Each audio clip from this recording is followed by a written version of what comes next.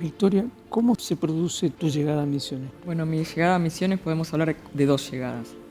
Una primera llegada cuando vine a estudiar la licenciatura en genética en el año 85. Eso fue toda una aventura. Y viví acá en Posadas del 85 al 89 que terminé de cursar. En el 90 terminé de rendir los finales y me fui a hacer la tesina a la Universidad de La Plata en agronomía. Y bueno, ahí volví en el 91 a recibirme y después a retirar mi título, y ya después no volví hasta el año 2006, que ahí me incorporé como profesora a cargo de genética de poblaciones, y posteriormente hice el ingreso a carrera como investigadora de CONICET. En el medio de eso estuve en La Plata, hice mi doctorado en la Facultad de Ciencias Naturales y Museo, y que me costó mucho por el tema como primero por un tema personal de saber si lo quería hacer o no. Y ahí tuve como unos 5 años de pensar.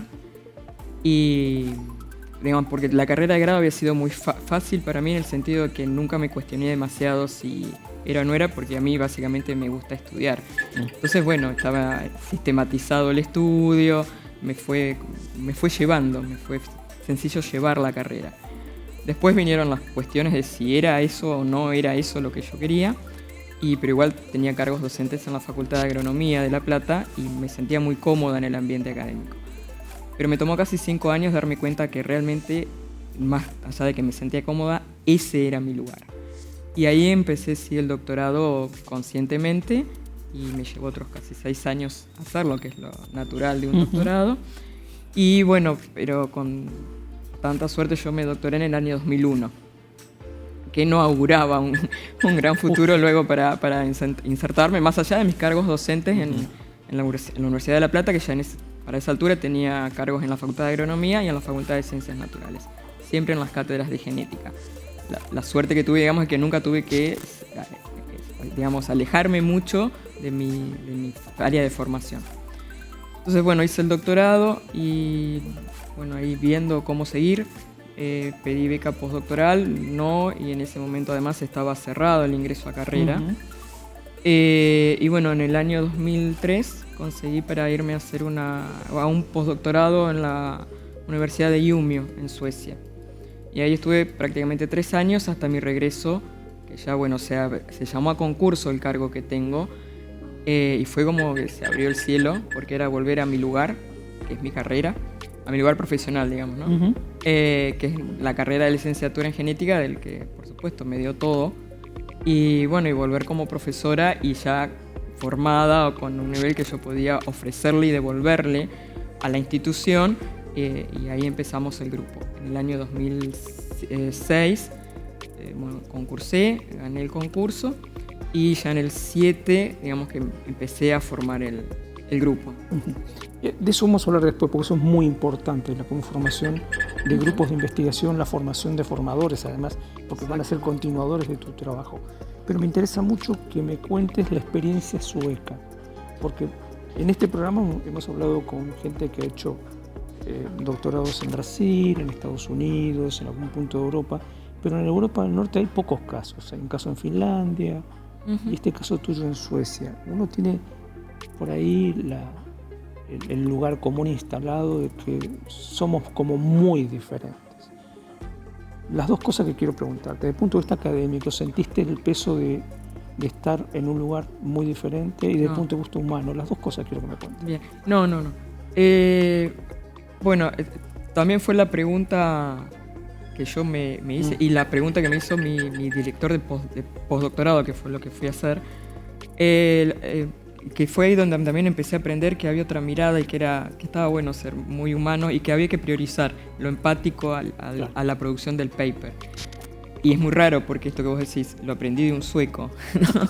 Entonces, lo primero que bueno, cuando yo apliqué para la beca, la posición que él tenía, bueno, él se tomó como 3 o 4 meses en contestar. Después aprendí que son los tiempos normales para los europeos. Y yo pensé, bueno, que ya había quedado afuera. No, bueno, me escribe, me dice que había quedado seleccionada entre 3 pero que quería conocer mi opinión, o sea, qué pensaba yo, cómo me iba a resultar esa experiencia, el irme lejos. Y ahí busqué en el mapa dónde me iba, porque yo no estuve en Estocolmo, no estuve en Malmö, no estuve en Göteborg, no estuve en el sur, estuve en Umeå. Estamos a casi 500 kilómetros al norte, lo que sigue es Luleå y Kiruna. O sea, estamos muy al norte, sobre el mar Báltico, en el Golfo de Botnia. Y hay 6 meses de nieve. Claro. Y noche. De noche. Las 2 de la tarde es Conta eso, noche. porque mucha gente no se da cuenta. No, es vivir en muy ese loco. lugar. ¿Cuánta luz de día hay? Y bueno, ahí yo siempre cuento que es el periodo de mi vida donde yo iba a trabajar al amanecer, porque es de la única manera que yo puedo. Era tipo 8:30, 9 de la mañana y empezaba como a levantar el sol y no alcanza a salir el sol, porque a las 2 de la tarde es noche. Pero noche, no un nubladito. No, noche de verdad. Y después en el verano tenés a las 3 de la mañana el sol. Mi cumpleaños es en julio y yo viajé en junio, entonces ahí como que estaba como aprendiendo cómo era y tengo muy presente ese primer cumpleaños en Suecia porque era un sábado y salí a tomar algo con compañeros del departamento de trabajo. Toda la vida social pasa y se arman desde el trabajo ahí. Y claro, eran las 2 de la mañana y yo veía el sol y era muy loco. Pero bueno, volviendo a tu pregunta, entonces yo ahí aprendí que era muy importante lo humano. En lo académico no sentí ninguna diferencia. Entendí que ellos avanzan más porque tienen disponibilidad de recursos, los laboratorios están equipados y después, bueno, compras por ahí se necesita un equipamiento muy particular, pero vos de entrada tenés todo para trabajar. Yo siempre también, bueno, que hacemos genética, hay una enzima, la TAC polimerasa, que por ejemplo yo para comprar un tubito para poder hacer mi tesis doctoral era alinear los planetas, yo recuerdo que las primeras cosas que me hizo mi director de postdoc, nosotros trabajábamos en el 5º piso y me dice un día vení, bueno, sigo. Fuimos al subsuelo donde estaba la proveeduría y había un listado con números, me marca el número, me dice este es el proyecto, los fondos, lo que vos necesitas, venís, lo buscás y yo no podía creer porque esa enzima que yo tenía que hacer me llevaba meses poder comprarla y saber que íbamos a tener el dinero para pagarla. Yo en una mañana volvía con mi bolsita, yo bajaba y las primeras veces entraba a la oficina y le avisaba, voy a la proveeduría. No, hasta que un día ya me miró muy mal y entendí que yo tenía autonomía de trabajo. Y en lo humano, al principio uno puede pensar que son muy fríos y la verdad que no. Uno en realidad piensa que son fríos porque vos no te saludan con un beso, simplemente claro. Un apretón de mano. Con el tiempo, el saludo de ellos es afectuoso, digamos, es un abrazo. Y vos entendés que hasta es mucho más cercano que darte un beso en la mejilla porque lo que ellos te dicen es que vos pones corazón con corazón en un abrazo. Y eso me pareció que pinta. Y la verdad que yo la pasé muy, muy bien. En lo social, en cómo fui recibida por todo el resto de estudiantes. Bueno, había muchos más estudiantes de doctorado que de postdoctorado, pero bien. Lo que yo también siempre intenté evitar fue moverme en lo latino, no porque si no, nunca te insertás. Claro. Y igual no había muchos. Y bueno, hice amigos españoles, los más cercanos, latinos prácticamente no había. Y también por el tema del idioma, para ellos es un esfuerzo. Porque un esfuerzo no en mal sentido, sino están bien con vos, sos bienvenida, fui siempre bienvenida, pero bueno, ellos están hablando en sueco y ya yo al llegar tenían que pasar al inglés. Claro. Eso es todo, y lo hacen. Pero bueno, por eso insisten tan mucho en que aprendiera el sueco. Y bueno, aprendí, digamos, lo llegué a entender más o menos, pero sí me pedían que no lo hablara, se ve que era muy mala mi pronunciación. Es que no es fácil de pronunciar. Exactamente, y tienen mucho menos riqueza de vocabulario de lo que tenemos en el español. Claro. Entonces es otra cosa, ¿no? Uno entiende que el español es enormemente complejo cuando aprende a hablar otro idioma. Exactamente. Y volviendo a eso también en lo humano, es decir, yo me fui con un contrato de 1 año con posibilidad de 2. Mi director tenía los fondos para el segundo año. Pero bueno, era entendible también que no te hagan el contrato de entrada por 2 años porque había que ver cómo funcionaba. Y bueno, yo estaba un poco ansiosa por saber si me podía quedar o no, porque yo realmente estaba muy cómoda y porque aparte no podía creer ni la posibilidad del trabajo sin ese problema de los recursos y también de todo, de la calidad de vida. Y, o sea, vos pensás que el departamento en el que yo trabajaba me pagaba el 50% de la tarjeta para que fuera al gimnasio. Hay un único gimnasio en esa ciudad donde va todo el mundo. Era porque, claro, ellos entienden que vos tenés que tener una buena calidad de vida, porque si no, no soportás. A las 2 de la tarde es noche, es reiterativa, ¿ves? Es complicado. Entonces, vos después no notás que tenés muchos centímetros de nieve, que hay días que realmente es muy difícil salir cuando hay tormentas y las ventiscas. Entonces, claro, si vos no estás cómoda, te volvés loco, ¿viste? Claro. Entonces, bueno, a ese nivel era el nivel de vida que tenía. Y bueno, hasta que no aguanté, y pasado unos 8 meses, le fui a preguntar a mi director. Además, tenía una excusa políticamente correcta, que era que tenía que tramitar la visa. Claro. Yo tenía visa para vivir y de trabajo, que es la visa más cara. Y lo primero que me preguntó era si yo estaba cómoda con lo que él me ofrecía y con cómo estaba. Que él no tenía nada para hacer de mi trabajo, que él estaba conforme con mi trabajo. Uh-huh. Y que si yo estaba conforme con lo que ellos me estaban ofreciendo, hacíamos los papeles. Y entonces ahí empecé a ver que la prioridad era lo humano. Y que si desde lo humano vos estás bien contenida y el resto fluye y se trabaja bien. Yo venía de la imagen en La Plata, que no tuve una mala experiencia. Pero bueno, ahí había que trabajar y producir y había que llevar el trabajo al Congreso y había que ver si había fondos o no había fondos y claro. Bueno, también es otra la realidad que por ahí hace que no se puedan dar estos, si querés, lujos o permisos de priorizar desde lo humano. Y bueno, eso es lo que después, lo que mayor me traje, además de mis antecedentes académicos, fue el clic en la cabeza en que uno tiene que replantear la formación del grupo, eso. Que no sé si está, no digo que esté mal el resto, si es mejor o peor, pero que es diferente. También. Profundicemos ahí, porque, digamos, te decía, en un rato hablamos de la conformación de equipos. Entonces, a la hora de plantearte la gente con la que vas a trabajar y el tipo de trabajo, se empieza por ahí, por la gente. Al menos esa es tu idea. Se intenta. Uh-huh. Te puede salir bien o mal, porque después se intenta. Con nosotros, si querés, es una ventaja porque al hacerla, en general hacen la tesina de grado con nosotros. Uh-huh. Entonces, bueno, ya es un año y medio de trabajo y uno alcanza, puede ver, decir, bueno, me arriesgo arrancamos un doctorado o no. Eso tampoco es garantía, uh-huh. ¿no? Porque después el doctorado es muy largo, te pasa la vida. En 5 años te pasan un montón de cosas. Y todos vamos creciendo. Claro. Lo que sí busco siempre, o lo que siento, es sentir que voy a poder crecer con el otro. Que voy a acompañar su crecimiento, pero también voy a crecer. O sea, que tiene que haber una relación mutua de enriquecimiento. Claro. Y eso, bueno, a veces pensás que se va a dar y a veces no se da, o a veces no tenías muchas expectativas y sale fantástica la experiencia. Viste, hay de todo. Se puede salir bien como mal o más o menos. Y bueno.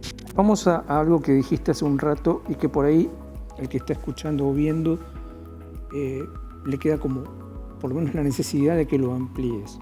Dijiste tu trabajo en genética de poblaciones.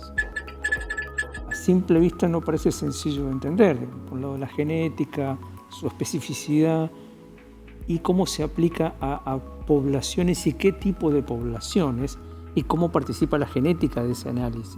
Uh-huh. En las poblaciones pasa lo mismo que, o sea, las poblaciones son conjuntos de individuos. Lo que le pasa al individuo le pasa a la población. Puede ser un árbol, puede ser una persona. Exactamente. Genética es Mendel, ¿no? Es Mendel, y Mendel lo que estudió Mendel fue familias, claro. Conjunto de individuos. Esa primera ley de Mendel, que vos la ves en una familia, la llevas al nivel de las poblaciones. Entonces, lo que a mí siempre me ha interesado, mis preguntas de por qué empecé a estudiar esto, es porque veo que todo es diferente. Somos todos diferentes, pero en el fondo somos todos iguales, porque hay 46 cromosomas y es una molécula de ADN que es universal. Entonces, esa universalidad de la molécula de ADN, ¿cómo se traduce en que... En vos y yo, digamos. Exactamente. Y lo mismo en los árboles, animales, en todo el mundo vivo, digamos.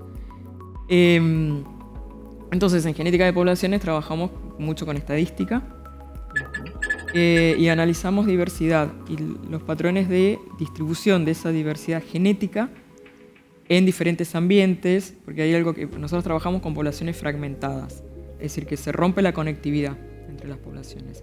Entonces, ¿cuál es la historia que empieza a contar esas poblaciones? Primero, si primero estuvieron unidas, al cortarse van a contar una historia. Si siempre fueron dos poblaciones diferentes, pueden contar una historia diferente, como a lo mejor no. Entonces, ¿por qué si están separadas, están en diferentes ambientes, algunas cuentan una historia muy parecida? Entonces, ese es el desafío para mí, además, es el traducir el número en que me cuente la biología. Y eso fue, yo empecé con, además, genética de poblaciones, una rama así como paralela, que es la genética cuantitativa, que es la genética de los caracteres que medimos. O sea, que no es rojo, blanco y rosa al intermedio, sino que el peso, la altura, cualquiera de nosotros, de estos caracteres así, eso es cuantitativo, porque vas a tomar valores de 0 a 1. Claro. Y entonces, un 1,50 m es una clase mejor o peor que la de 1,55 m, y no lo sé. Entonces, pero bueno, esa traducción, entonces mi tesina de grado fue más en genética cuantitativa. Claro, imagínate, yo 22 años tenía cuando me recibí. Claro. Por eso también fue el cimbronazo de saber si era esto lo que yo quería. Pero bueno, tuve un director que era ingeniero agrónomo de tesis, él fue de mi tesis de grado y también de posgrado. Y bueno, él me dio la línea de trabajo, me fue guiando, hice todos los análisis, todo, pero eso era número. Y bueno, yo tampoco así como que me quedó también hasta el tiempo, ¿no? Yo terminé un jueves, un viernes, terminé todos los resultados, le digo, mira, ingeniero, estos son los resultados. Yo soy de la ciudad de Rojas, que son unos 300 kilómetros de La Plata, y yo me fui ese fin de semana a mi casa. Cuando vuelvo el lunes, él me llama, un señor grande, y tenía su escritorio en el medio de la cátedra, y yo me sienta, claro, llegar a que te sentaran ahí, ya serio el tema. Pone las planillas que yo le había dado, todos los números, y me dice, bueno, esto dice, estos números, acá no tenés heterosis, acá no tenés... Y yo me voló la cabeza, porque para mí era un número. Claro. Y entonces, claro, y ahí, digamos, también hice la sinapsis entre la teoría que yo me había llevado, acá de mis cursadas, y la práctica. Y ahí yo dije, bueno, esto, si yo voy a seguir estudiando, es esto. Y ahí derivé para poblaciones, pero bueno, me gusta más poblaciones, me resulta menos árido que la cuantitativa pura. Pero básicamente es eso lo que estudiamos en poblaciones. Uh-huh. Es decir, es Mendel en un conjunto de individuos. En el caso de Misiones, vos lo decías también hace un rato, es muy particular. Misiones concentra el 50% de la biodiversidad de toda la Argentina, y me animo que es muy importante en la región, incluso, uh-huh, con nuestros vecinos Paraguay y Brasil. ¿Te has encontrado con alguna especie que te llame especialmente la atención, que te parezca, o hayas dado con algún foco de tu investigación que realmente, como decís vos, te voló la cabeza? O sea, hay mucho acá por seguir trabajando e investigando. Yo creo que todos los árboles. Es demasiado generosa esta provincia, hasta con su biota. Yo creo que todos nos van a contar. Nosotros particularmente trabajamos con Curupay, uh-huh, o empezamos con Curupay, pero una historia biogeográfica particular. Digamos, el Curupay es la excusa, nos interesa lo que pasó históricamente. Lo que a mí me ha sorprendido es la presencia de Curupay fuera de Misiones, en áreas que no estaba descrito, uh-huh, y la explicación, el correlato, digamos, con cuestiones biogeográficas que ha pasado, que explican que no es que se llevó, que alguien fue y llevó, claro, simplemente que siempre estuvo y nunca lo habíamos visto, como es en Paraná, por ejemplo. Pero volviendo a Misiones, bueno, ahora hemos incorporado Timbó, uh-huh, y Anchico. El timbó es un árbol que a mí particularmente siempre me ha gustado, pero desde lo estético, claro, ¿no? Entonces, bueno, pero vemos que corre una historia paralela a lo que nos va a ayudar a entender la historia de los ambientes, de lo que, o sea, con más de la información, nos suma información a lo que nos estaba diciendo el Curupay. Donde había mucho también era Urunday. Nosotros con Urunday no trabajamos, pero el primer indicador de una sanidad del bosque es la presencia de esas especies. En particular el Curupay. Mi corazón está en el Curupay. Bien ahí. Vos contabas una historia que me pareció muy interesante, porque hemos escuchado otros relatos más lineales, si vos querés. Bueno, en tal año terminé el grado, de inmediato hice el posgrado y después me fui a especializar. Y en tu caso te tomaste mucho tiempo para ir pensando cada situación, cada paso. ¿Harías todo del mismo modo ahora? Sí, por supuesto. Por supuesto. Sí, no me arrepiento para nada. O sea, yo creo que hay etapas que uno tiene que pasar por todas las etapas en la vida. ¿Las pasás antes o las pasás después? Pero las pasás. Y era eso que yo te decía. Yo, a los 17 años, elegí la carrera de genética. Porque, bueno, te dije, soy de Rojas, es campo, eso. Y hay muchos semilleros, mucha producción, mucho de mejoramiento vegetal. Y a mí me fascinaba en la ruta ver los campos de los semilleros donde están los ensayos. Son todas parcelitas y encima es todo prolijito, que bueno, va bien con lo, ¿no? Así como lo estructuradito. Y yo dije que hay que estudiar para estar ahí. Y bueno, ingeniería agronómica es una ingeniería, a mí la matemática mucho no, y yo había visto Mendel en la escuela. Dije, bueno, es genética, pero fue un sacrificio familiar venirme acá a hacer genética. Pero fue, creo que eso y la ida a Suecia como los dos hitos que me marcaron profesionalmente y mi vida. Primero, el crecimiento que significó salir a los 17 años de mi casa. En el año 85, no estamos hablando de videollamadas, no estamos hablando de nada de eso. Cartas. Claro, o llamadas telefónicas y bueno, en los cospeles. Y después, por eso fue como que yo tuve no sé cómo decirte, el privilegio de no haber errado la carrera que a mí me permitió desarrollar mi vocación. Que no hubiera pasado nada si no era genética. Después, bueno, a los 2-3 años veía que era otra cosa, hubiera tenido que haber tenido el valor de afrontar, decir, no era por acá. Que creo que es lo más saludable. Claro. Tener el tiempo y la valentía de aceptar eso. Eso sí después fue, bueno, soy licenciada en genética. Y ahí fue ese símbolo. Yo, ¿para dónde voy? Afortunadamente nunca busqué trabajo en los semilleros porque hoy veo que me hubiera aburrido. Definitivamente no era lo mío. Pero me hubiera permitido volver a Rojas, por ejemplo, o a zona más cerca. Y ese tiempo fue. Eso sí me llevó mucho tiempo. Esos 5 años que yo tuve yo estaba inscripta en el doctorado, todo. Pero era, ¿lo hago o no lo hago? Porque entendía lo que significaba eso después. Porque yo no me hubiera permitido haber terminado el doctorado y no ejercer eso. O sea, no seguir en el ambiente científico académico. Entonces, ese fue el mayor tiempo que me llevó. Y bueno, estoy muy satisfecha con haberme tomado ese tiempo. Y bueno, después un poco también me llevó el irme a Suecia. A lo mejor no me hubiera ido nunca si no hubiera sido porque me doctoré en el año 2001. Y también creo que estoy acá por una capacidad de resiliencia. Porque yo estaba en mi primer beca, antes era una beca de 3 años y luego de 2 años en doctorado. Yo la primera, cuando terminé la etapa tipo 1, fue esa frase célebre de Cavallo que nos mandó a lavar los platos. Sí, claro. Y bueno, yo me quedé sin beca. Claro. Entonces, entre que yo no sabía si no era lo que quería, que me había quedado sin beca, y después me encuentro que decido qué es lo que quiero, pero no tenía beca, entonces por eso tenía todos los cargos docentes. Entonces, realmente fue un sacrificio, pero porque estaba convencida. Sí, yo por supuesto que volvería a hacer todo. Y no me arrepiento de esos 5 años que vos lo ves hacia lo lejos, y sí, tengo un atraso de 5 años si querés en la carrera. Pero si no hubiera tenido ese bache de 5 años de ver qué quería, no sé si hubiera logrado desarrollar mi vocación y ser feliz con mi vocación. Muchas gracias, Victoria. No, a ustedes. Muchas gracias. Una linda charla. Gracias, Miguel.